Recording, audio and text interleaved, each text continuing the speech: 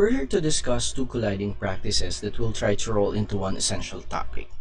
The first one is business and the other one is web development. So, why are we including business here when we should be learning web development only, right? Well, there are at least three valid reasons for this. One, companies or businesses do either sell products or offer services. Two, these businesses use either a physical store or a virtual store, such as a website, to sell products or offer services. 3. You're fortunate. Why? You're right in the middle as promising web developers to both understand how their businesses work and technically how you can assist them to build their business websites. Now we're going to unlock some key concepts here. Business domain. These are generally the same as business websites. Business processes. These are step-by-step activities that companies or businesses implement to reach their company or business goals. Business logic. This is a part of the business website that performs operations and calculations too, involving information input or data input, requests, or any data modification. Business rules. These are rules on how any data will be received, stored, and manipulated every time there is an interaction of a user to your website, or whenever a process in your website triggers another process. These are sort of the business website's feature that bridge the gap between the business processes and the business logic. Let's have some examples for business domains or websites. First, Google Play. It's a website where you can get apps which range from utility, productivity, games, and anything that indulge information consumption. Next is Cebu Pacific, a very different business category from apps development. It's in the aviation and tourism industry. However, they're not in the business of selling airplanes. They are in the business of selling flights. And we have Lazada, a very popular retail website.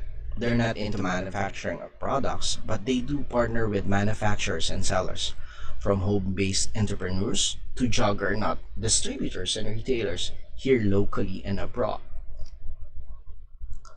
Well, interesting enough, these three companies or these three business websites are supposedly in a very different business category if compared to each other. But it will surprise you that these three business websites, even though very different, still have much in common in terms of business processes. All these business websites generally starts with product creation, then product marketing, product selling, product delivery, and customer service. Of course, each would have much more complex step-by-step business processes. But again, generally, we could use this 5 business process cycle model to understand how these business websites work. For Google Play, it starts with creating apps, marketing it, selling it, letting the users to download the apps, and maintain the apps, from which they will create new and better versions of it when they redesign these apps. With Cebu Pacific, it begins with how they design flight schedules, promoting such flights, selling it via online booking, tracking flight details from flight date and time up to the estimated time of arrival. After having a good customer feedback plus the sales numbers, Cebu Pacific will decide on how they'll go around making new flight schedules again. For Lazada, as we've mentioned a while ago, they've amassed a large roster of small and big sellers, promote their products or even their Lazada platform itself, sell their products, make a fast and efficient delivery, maintain their good customer service, and even make better after sales support than their competition.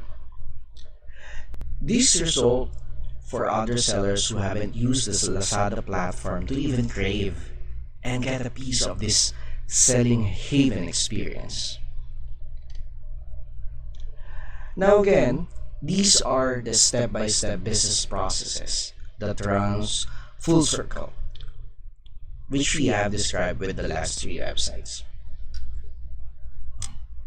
In here, we've tweaked the diagram to include not only our five-step business process cycle, but included a generalized five-step consumers buying experience cycle as well.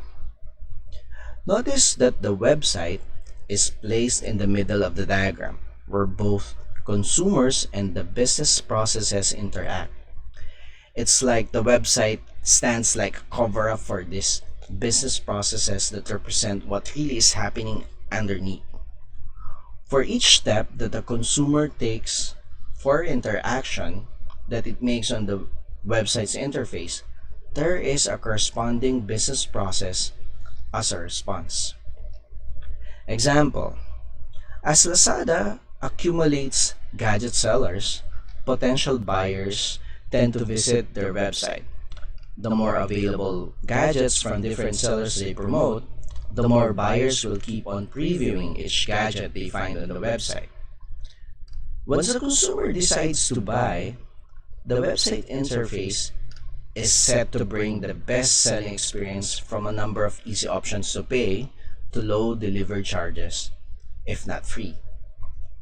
Receiving the product from the customer's point of view can also be a reassuring experience because the website still makes it visible for the buyer to track their gadget delivery through notifications of the time it arrived on a series of key locations up until it finally arrives at their doorsteps.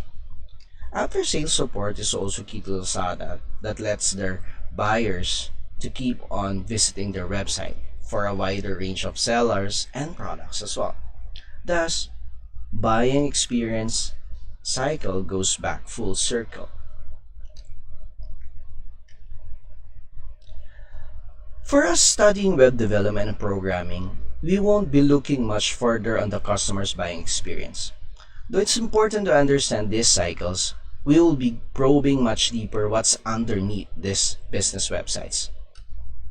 These are the business websites features. You'll notice that each feature overlaps differently with the business processes, just like the supply management feature may only be involved with product creation. But the product information management features involvement goes to step further up to marketing products. So, what are these website features about? These are actually part of our web development. The most familiar to you here maybe is the user account management. You might remember how you've been always doing the user password exercise in your last programming class. Plus, keeping the first name, the last name of the customer in a database, right? In dealing with content management here, you might remember how you dealt with product tables in a database too. That's where you can pull the data you want to show on your website. This runs from displaying the products here in a grade view up to after sales support where you can identify what they purchased as well.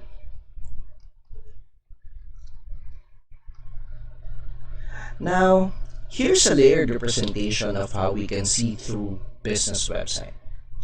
The user interface is basically what the customers see and they interact with on a browser. This also this is also where we will start in web development learning about HTML, CSS, and JavaScript. Here is the back end of our website development where we will deal with data services. We'll learn either ASP here or PHP with an SQL derivative as our database. The business logic or the application layer, as we defined early on, deals with operations or even calculations that help us interact with the database through data input requests or any data manipulation. We can use JavaScript to create much faster and dynamic web pages here. And as a trivia, developers who focus on the design and structure of the user interface are commonly known as front-end developers, and those who focus on the database interaction are called back-end developers. Those who can cruise on both sides of the development are known as full stack developers. So again, why should we study business and web development when you only wish to become a web developer? First, you have to understand that companies do either sell a product or offer a service. Second, we have to realize that they need either a physical store or a virtual platform like a website to sell these products or offer their services. Third, we have to be thankful that we're stuck in the middle to know how their business works and technically how we can assist them in building their dream business websites. So, alright, that's it, class. I hope you've learned a lot on this week's discussion. See you next week. Have a great day and thank you.